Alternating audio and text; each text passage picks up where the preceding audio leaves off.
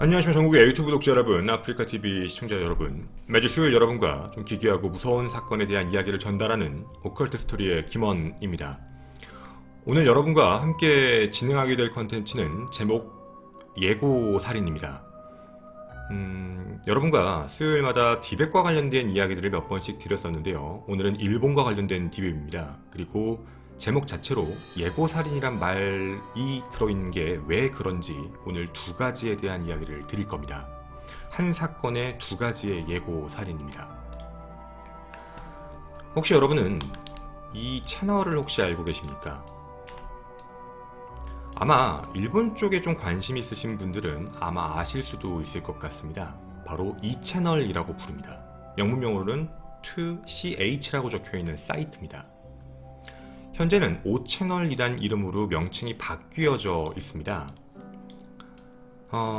이곳 자체에 대한 걸 좀 간략하게 먼저 설명을 드리고 이야기를 시작을 할 건데요. 현재는 5채널로 운영 중인 전 세계에서도 알아주고 있는 일본 최대의 익명 커뮤니티입니다. 한국으로 따지면 약간 DC인사이드 같은 그런 사이트하고 좀 비슷한 개념이라고 보시면 제일 좋겠습니다. 근데 좀 DC인사이드와 좀 다른 점이 있다면 이곳은 전 세계에서도 알아주고 있기 때문에 동시 접속자 수가 정말 어마어마합니다. 외국인들 실제로 들어와서 많은 글들도 남기고 있고요. 파생된 사이트가 어마어마하게 많습니다. 이 사이트에 들어가 보면 약 600개의 그룹으로 형성되어 있고 각 자신들의 공통의 관심사에 있는 그 그룹 내 안에 스레드라고 부르는 것들이 다 존재하고 그 스레드에 글이 1000개가 넘어가게 될 경우 또 다른 스레드, 또 글을 또 남깁니다. 그리고 거기에서 또 그거에 대해서 계속 얘기를 해서 1000개가 넘게 되면 과거에 있었던 걸 기록 보관을 시키게 됩니다. 익명을 기본으로 하고 있는 자유주의 시스템이고요. 그리고 그 이면에 자유이기 때문에 무서운 내면까지 존재합니다. 기록이 남고 익명이 보장되어 있다 보니 되게 여러 가지 얘기들이 나가게 되는 거죠. 사라진 기록들, 1000개가 넘어갔을 때 다시 저장되는 내용들은 현재 5채널은 유료로서 판매하는 경우도 있습니다. 그런데 꼭 그런 것만 있는 건 아니고요.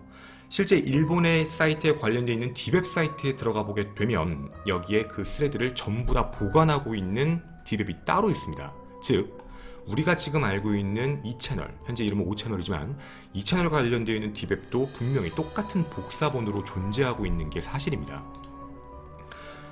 오늘 여러분에게 그 옮겨져 있는 디웹에 있는 내용을 전달을 해드리고자 합니다.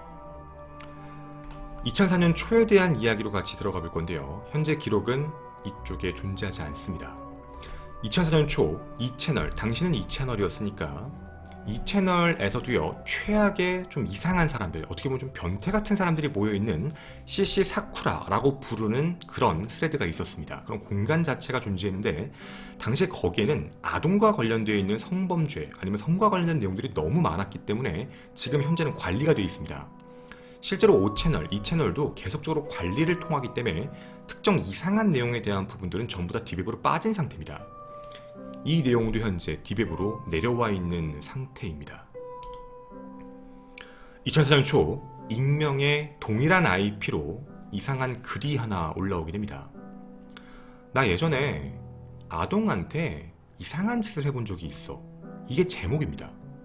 그리고 거기에 댓글에다가 자기가 글 써놓은 게 어떤 내용이었냐면 나는 이 아동에게 이런 행위를 시켜봤어. 좀 잔혹하기 때문에 따로 얘기하진 않겠습니다. 그리고 거기 밑에 사람들은 뭔가 그냥 장난인 줄 알았는지 모르겠지만 댓글들을 달면서 놉니다. 나도 해본 적 있어 라는 사람도 있는 반면 난 되게 부럽다, 나도 해보고 싶은데 어땠어? 뭐 이런 글들까지 남겨지게 되거든요. 그리고 그 다음에 게시글도 되게 이상한 글이었습니다. 생각보다 나 그렇게 처벌 크게 받진 않았어. 거기에 따른 또 다른 막 글도 달립니다. 처벌이 왜 깊지가 않은데? 어떻게 해서 빠져나왔는데? 막 이런 내용들이 적혀 있습니다. 그 다음 글이 뭐였냐면 혹시 너네들도 관심 있어? 라는 내용입니다. 사람들은 당연히 뭐 장난인 줄 알았는지 모르겠지만 뭐 거기에 대해서 뭐 나도 관심이 있어. 그러면 안 돼 라는 얘기도 분명히 있었겠지만 말이죠.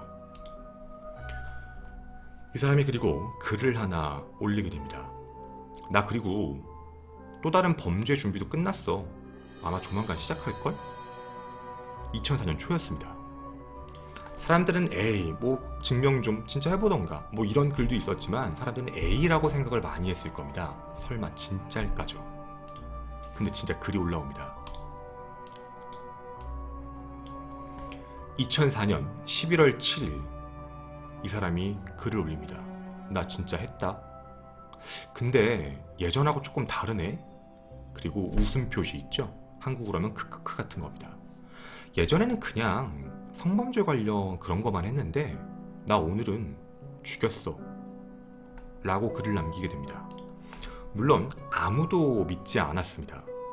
그냥 단순하게 그냥 어그로성 글이고 그냥 그렇게 좀 이상한 사람이 남긴 글이다 라고만 판단을 했던 거죠. 하지만 그 생각은 잘못됐습니다. 2004년 11월 17일이었습니다. 그 글이 올라온 날짜와 같은 날짜죠. 오후 6시 45분 나라 현경입니다. 여긴 일본이니까 나라 현경에 전화 한 통이 걸려오게 됩니다. 저는 나라시에 살고 있는데 저희의 어떤 아이의 아버지입니다. 제 나이는 30살이고 저희 아내는 28세입니다. 같이 아이를 아무리 찾아봤는데도 불구하고요. 아이가 집에 돌아오질 않고 있습니다. 우리 아이는 7살이고 이름은 아리아마 가에데입니다. 앞으로 가에데라고 부르겠습니다. 이름은 가에데예요. 학교에서 돌아오지 않았습니다. 저희 아내가 찾아봤는데 오후 1시 30분에 운동장에서 혼자 놀고 있는 걸 누군가가 봤다더라. 그리고 1시 30분이 좀 넘은 40분 정도쯤에 저하고 통화도 했습니다. 집에 오고 있다 그랬어요. 어머니가 그렇게 진술합니다. 그리고 어머니가 집에 2시 30분에 도착을 했는데 아이가 없어서 전화를 해봤는데 아이가 전화를 받지도 않고 전화기가 꺼져 있고 이래서 뭔가 이상하다라는 생각에 2시 반부터 약 4시간 정도를 찾아 헤맸던 겁니다. 근데 그렇게 찾아 헤매도 아이를 확인을 못했던 거죠.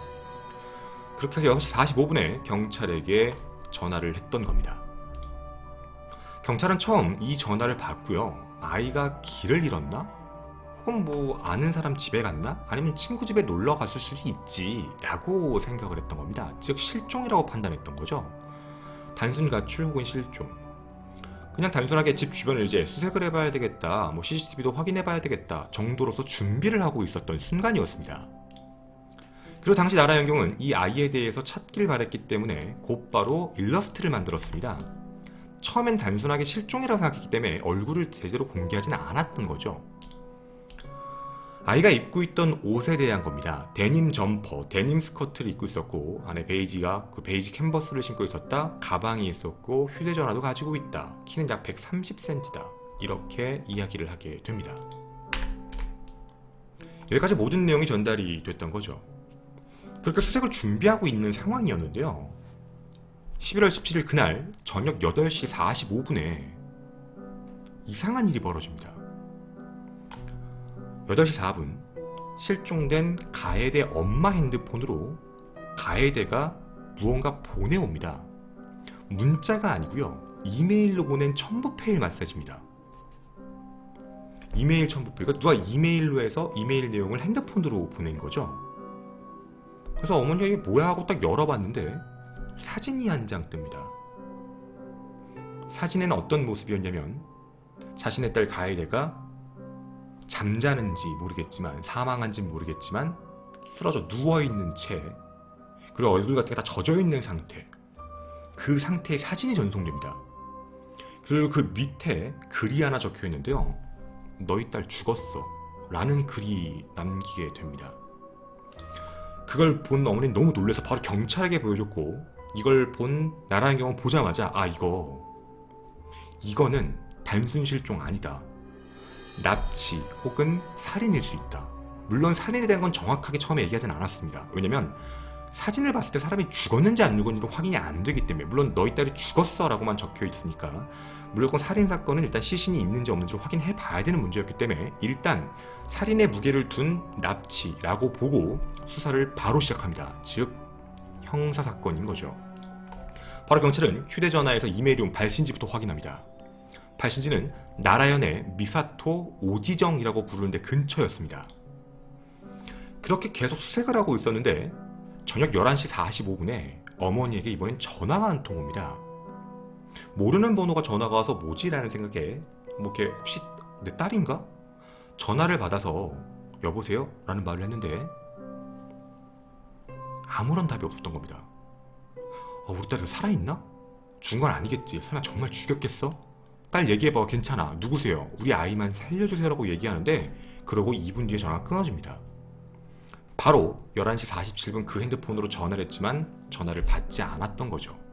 경찰은 그 발신자를 곧바로 추적해봤는데 결과는 선불폰이었습니다. 즉 그 사람의 어떤 사람이 갖고 있는 핸드폰인지 확인이 안 됐던 겁니다.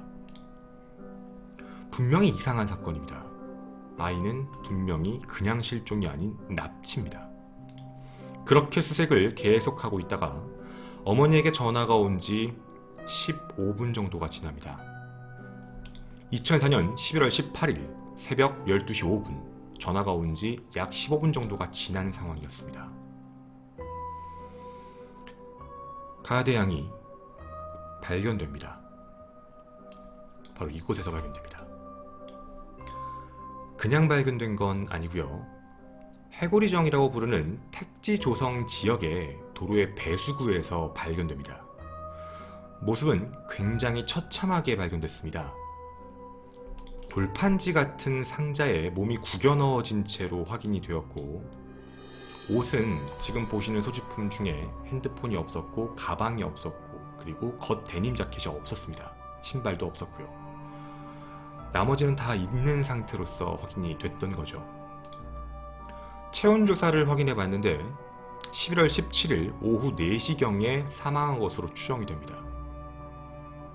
그러니까 사망 시간은 그 전이었던 거죠. 어머니가 한창 찾고 있을 때 이미 사망했던 겁니다. 시신의 겉 외관을 봤을 때는 찰과상이 있었습니다. 팔과 다리에 꽤 있었고 치아는 여러 개가 부러지거나 빠져있는 상태로 확인됩니다. 그리고 겉모습을 봤을 때 머리 같은데 약간 물기 같은 것도 있었고 해서 뭔가 느낌이 익사 같다라는 생각이 들었던 겁니다. 그리고 아까 말씀드린 대로 소지품 몇 개 없었기 때문에 바로 경찰은 살해 장소와 유기 장소가 다를 수도 있다라고 판단을 하고 수사를 시작을 하게 됐죠. 시체를 넣은 상자에 대해서도 한번 확인을 해봤는데요. 히로시마현에서 팔고 있는 양판점에 있는 가스스토브 상자였습니다. 그래서 그거하고 관련되어 있는 것들도 조사를 다시 들어가기 시작을 했던 거죠. 그리고 시신 발견 장소에 대한 것도요. 불과 7km 떨어져 있는 곳이었습니다. 아마도 이쪽 지리를 어느 정도 잘 알고 있는 사람이 아닐까라는 생각을 하며 수사에 들어갔는데 시신을 부검하고 확인해보면서 더 끔찍한 일이 발생되게 됩니다. 시신이 처음에 젖어져 있는 상태라 이 주변이 강이거든요. 보시면 아시겠지만 시신이 발견된 옆쪽 택지조성 옆이 강이라서 저 강 쪽에서 혹시 익사시켰나 라고 생각을 했었는데요. 사인이 익사로 판명이 됩니다. 사인이 익사였습니다. 그래서 아무렇죠. 이게 그러면 저 옆에 강에서 죽이고 데려왔나? 라고 생각을 하려고 했는데 한 가지가 달랐습니다. 플랑크톤이 안 나왔습니다. 익사가 봤는데 플랑크톤이 안 나왔다는 얘기는 강이나 바다 같은 데서 죽이지 않았다는 겁니다.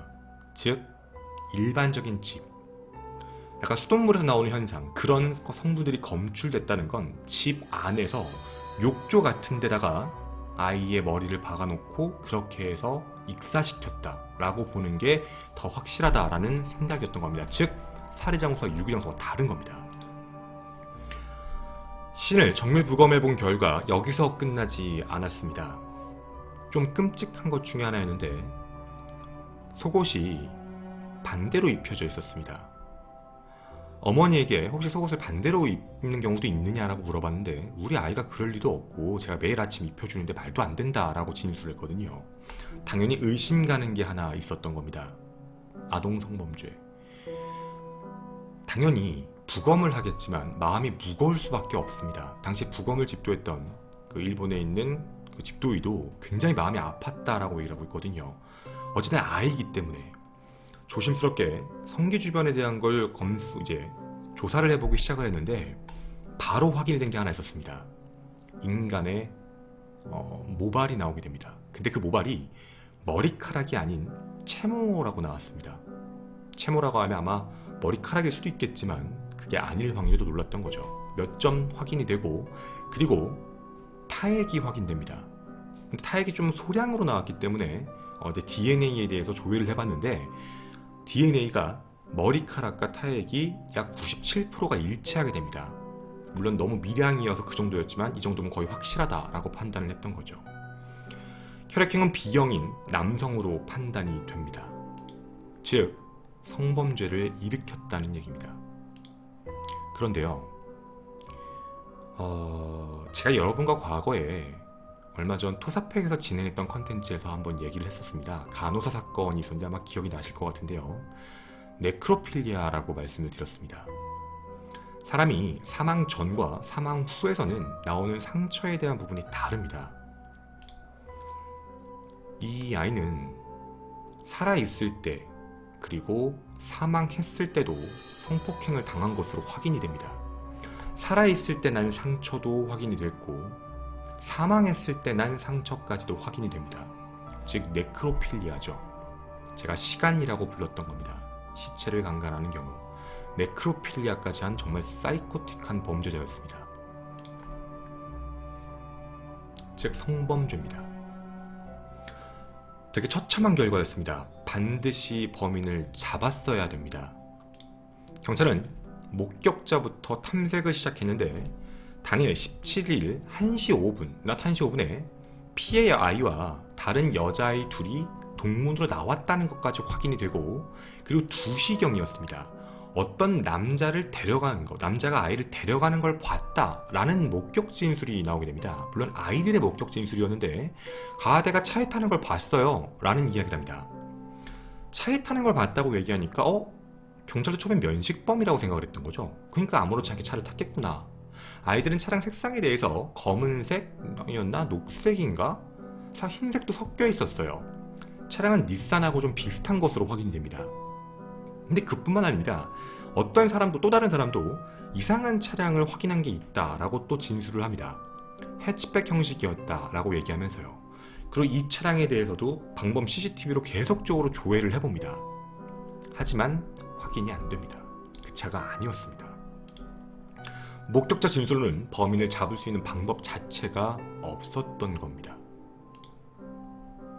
이제 증거물을 확인해 봐야 됩니다. 이상한 증거물이었거든요. 실제 처음에 너희 아이를 죽였다라고 온 그 문자 있죠. 사진에 이상하게 희미하게 비친 모습이 하나 있었습니다. 바로 이런 형태였습니다. 보시면 아시겠지만 M5라고 써져 있는 게 건물 같은 벽에 비춰지는 사진, 뒤쪽에 그게 하나가 검출이 됩니다. 확인이 됩니다. 이 범인이 이 사진을 찍은 공간이 살해 장소 같은데 여기가 뭔가 벽에 저렇게 M5인가라고 써있는 저런 글자가 있는 곳에서 아마 했을 것이다 라고 생각을 한 겁니다. 근데 분석 결과 M5라고 나와 있는 게 아니었고요. 글자는 더 있었습니다. 타운이었습니다. 이런 타운이라는 글자가 들어가 있는 건물들부터 다시 수색을 시작을 합니다. 이 근처에서 찾기 시작을 했던 거죠. 근데요, 이 사건이 11월 17일날, 시신이 11월 18일날 발견되고 수사는 한 달 정도 답보 상태로 계속해서 진행이 됩니다. 범인을 잡지 못하고 있었습니다. 왜냐하면 보낸 것도 이메일이었기 때문이었죠. 근데 2004년 12월 14일 새벽 1시에 이번에는 피해자의 아버지에게 이상한 이메일이 하나 옵니다. 사진은 바로 이 사진이었습니다. 피해자입니다. 가에다 양인데요. 가에다 양의 사진을 딱 보내면서 밑에다가 글자를 하나 보냈습니다. 이번에는 여동생을 죽인다. 두 번째 발신한 이메일의 위치는 카와이 쪽이었습니다. 근데 너무 꼬리가 길었을까요? 경찰은 한 가지를 잡게 됩니다. 바로 뭐였냐면 이 사진에 대한 데이터 기록이었습니다. 사진을 이메일로 해서 보내왔는데 이 사진에 핸드폰 이동 기록이 찍혀 있는 겁니다. 쉽게 말씀드리면 처음에 있는 가에다 핸드폰에서 가에다 폰에 있는 걸 옮겼다라는 기록이 나왔던 거죠. 즉 정확히 말씀드리면 피해자의 핸드폰에서 범인의 핸드폰으로 메일이 발송된 게 기록이 남아버립니다. 그걸 확인하게 된 거죠. 그러니까 이 사진을 보내기 위해서 자기가 피해자의 핸드폰으로, 자신의 핸드폰으로 메일 한 통 보냈다가 그게 덜미가 잡힌 겁니다. 통신 기록에서 드디어 피해자에 대한 게 나왔던 거죠. 그리고 피해자에 대해서 주변 확인을 해보기 시작을 했는데 정말 놀랄만한 일이 하나 생깁니다. 피해자가 자신의 단골집 있죠. 단골집에 가서 거기에 있는 사장과 거기에 있는 손님들에게 자기가 사람을 죽인 사진을 보여주기 시작하면서 나 이거 다운받았어요 라는 이야기를 했다는 겁니다. 왜 그랬을까요?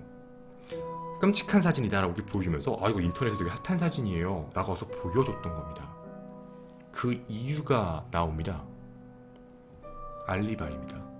자신에게 만약에 화살이 돌아오면 나 이거 인터넷에서 다운받은 거예요 라고 얘기를 하기 위해서 주변인들에게 얘기를 해서 일부러 알리바이를 만들려고 했던 겁니다.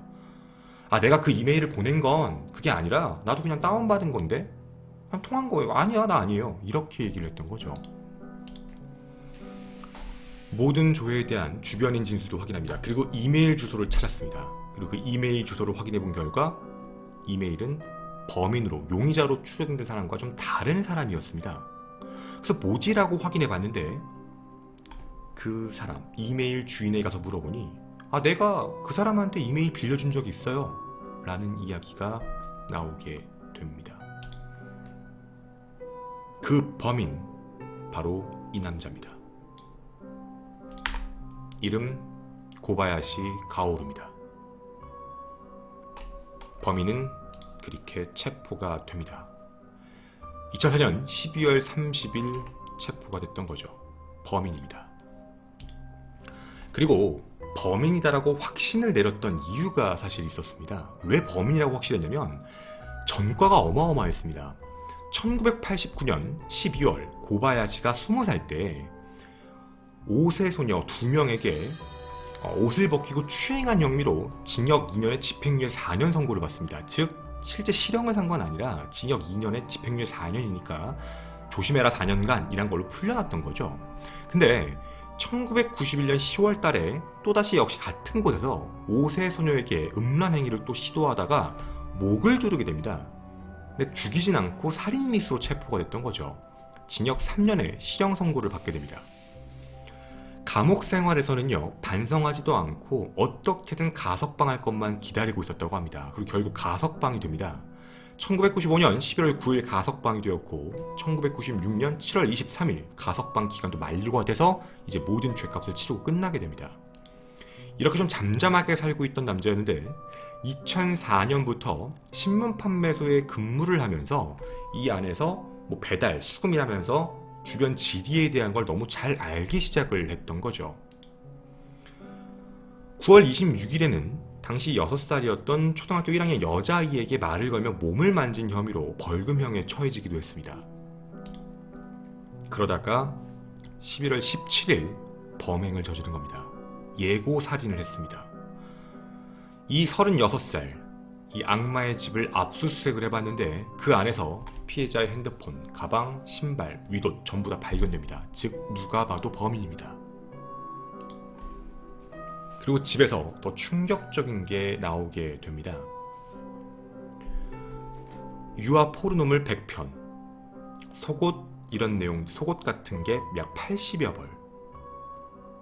그리고 컴퓨터 기록은 디웹 접속 기록이 어마어마합니다.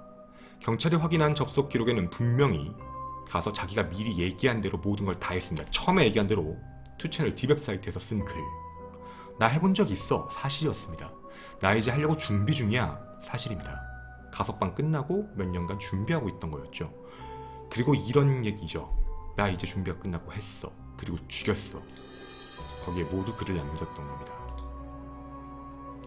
체포됐을 때 경찰들도 놀랬습니다. 아무렇지 않게 차를 탔기 때문에 면식범일 줄 알았는데 완전히 상관이 없는 비면식범이었던 겁니다. 도대체 이 아이한테 왜 그랬어? 라는 질문에 이렇게 답을 합니다. 혼자서 걷고 있는 여자아이면 누구든 좋았으니까요. 이게 바로 이 악마의 진술이었습니다. 진술에 따르면 그날 오후 1시 50분경 혼자 길을 걷고 있는 이제 이 여자, 엄마랑 10분 정도 전에 통화를 하고 혼자 걷고 있는 가이드 양을 확인하고 집까지 바래다 줄게 라고 얘기를 한 뒤에 차에 태웠고요.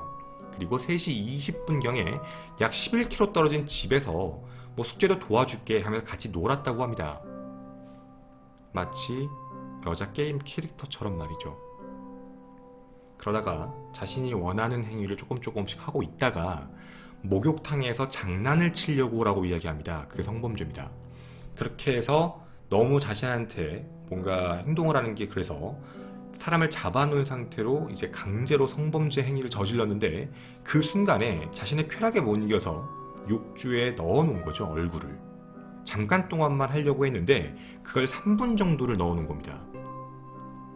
결국 거의 기절을 했는지는 모르겠지만 이 사람의 진술에 따르면 좀 뭔가 죽은 것 같아서 그래서 뭘 했냐면요, 다시 2분을 더 넣었습니다. 3분 정도 넣어 있어서 사람이 약간 거의 이제 혼미한 상태가 됐거나 혹은 진짜 그때 사망했을 수도 있지는 모르겠지만 그런 상태를 보고 죽었나? 라고 생각하고 확실하게 죽여야겠다는 마음으로 2분을 더 넣은 겁니다. 그러니까 쉽게 말하면 익사를 시킨 거죠. 그리고 또다시 강간행위를 한 겁니다. 휴대전화로 찍은 뒤 부모에게 보낸 이유에 대해서는요, 내가 죽였다는 걸 부모한테 알려주고 싶어서 그랬어요 라고 이야기를 합니다.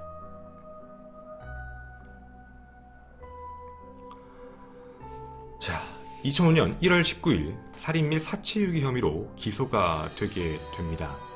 그리고 본인은 이런 이야기를 얘기합니다. 나의 행동, 내가 한 행동은 제2의 미야자키 스토무 이 사람처럼 되고 싶었다. 모든 사람의 기억에 남았으면 좋겠어요 라는 이야기를 하게 됩니다. 최악의 범죄자의 이름이죠. 아동 성범죄자입니다. 2006년 9월 26일 나라지방법원은 사형을 선고합니다. 너무 끔찍한 범죄였고 참회의 기질도 없었고 그리고 이거에 대해 미리 준비했으며 아무런 이유 없이 자신의 쾌락만을 위해서 죽였고 확인까지 했다라는 부분이죠. 절대로 살려둘 수 없는 일이었습니다. 하지만 당시에 고바야시의 변호사 3인은 바로 10월 10일 항소를 하게 됩니다. 사형은 너무하다라는 취지였던 거죠. 하지만 고바야시는 이렇게 얘기를 합니다. 아니, 나는 사람들의 기억에 분명히 남았으면 좋겠어 라고 이야기를 하고 본인이 항소를 취하합니다. 그렇게 약 7년이 지나 2013년 2월 21일 사형이 집행되고 현재는 사망했습니다. 고바야시입니다. 어쩌면 막을 수도 있었던 살인이었습니다. 그 전부터 분명히 전과가 있었거든요. 사실 우리가 얘기하는 오타쿠라고 불려지는 그 이미지의 부정적인 인식이 일본 내에서 심해지기 시작한 게 바로 고바야시 때문입니다. 애니메이션을 좋아하고 인형 같은 거, 캐릭터를 좋아하는 건 본인의 취향이기 때문에 절대로 욕먹어서는 안 되는 부분입니다. 그건 정말 좋은 행위일 수도 있죠. 자신의 취미생활이니까. 하지만 그걸 이상하게, 특히 아동 성과 관련되어 있어서 그거에 대한 조짐이 보이는 사람들, 국가적 차원에서 제대로 관리하지 않았을 때 어떤 피해자가 발생하는지 그 결과를 보여준 일입니다. 2016년 가하대의 피해자 어머니와 아버지가 인터뷰를 했었습니다. 이미 딸, 여동생이죠. 죽인다고 협박했던 딸은 지금 현재 대학생으로 살고 있고 아직까지 가슴속에 묻혀있는 딸이며 왜 미리 조치를 취해주지 않았는지 너무 원망스럽다라는 게 아직까지 남아있다고 합니다. 여러분은 어떻게 생각하십니까? 여러분에게 알려드린 오컬트 스토리 예고살인 편이었습니다. 감사합니다.